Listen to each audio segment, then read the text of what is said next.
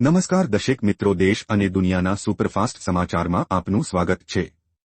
આજના તાજા અને સૌથી મોટા સમાચાર જાણીએ પહેલા ચેનલને સબસ્ક્રાઇબ કરી નાખજો। આઈપીએલનો પ્રારંભ 22 માર્ચથી આઈપીએલનો પ્રારંભ 22 માર્ચથી થઈ શકે છે। રિપોર્ટ અનુસાર લોકસભા ચૂંટણીને ધ્યાનમાં રાખીને આઈપીએલનો કાર્યક્રમ તૈયાર કરવામાં આવશે। આ વર્ષે માર્ચથી મે મહિનાની વચ્ચે સામાન્ય ચૂંટણીઓ યોજાય તેવી સંભાવના છે।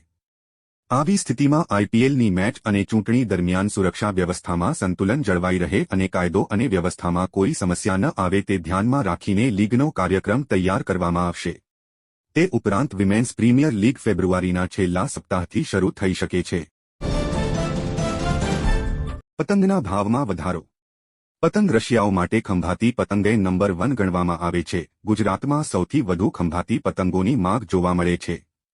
ખંભાતમાં નાના મોટા 2200થી વધુ પતંગ ઉત્પાદકો અને 4500થી વધુ પતંગના કારીગરો પતંગ ઉત્પાદનમાં જોડાયેલા છે।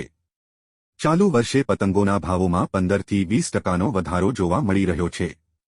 વેપારીઓના મતે રોમટીરિયલની ખેંચ હોય તેમ જ આ વર્ષે વાદળછાયું વરસાદી વાતાવરણ રહેતા બજારમાં પતંગોની ખોટ વર્તાઈ રહી છે। ચૂંટણી પહેલા પેટ્રોલ ડીઝલ સસ્તું। સાઉદી અરબે ફેબ્રુઆરી માટે નિકાસ ગ્રેડ ક્રૂડ ઓઇલની કિંમત ઘટાડીને 27 મહિનાની નીચી સપાટીએ કરી દીધી છે। સાઉદીએ બેરલ દીઠ કિંમતમાં $2નો ઘટાડો કરવાનો નિર્ણય લીધો છે।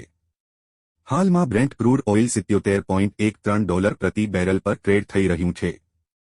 જો ભારત સરકારની ઓઇલ કંપનીઓ સાઉદીમાંથી નીચા ભાવે વધુ ક્રૂડ ઓઇલ આયાત કરવામાં સફળ થાય છે તો લોકસભા ચૂંટણી પહેલા પેટ્રોલ અને ડીઝલના ભાવ ઘટી શકે છે।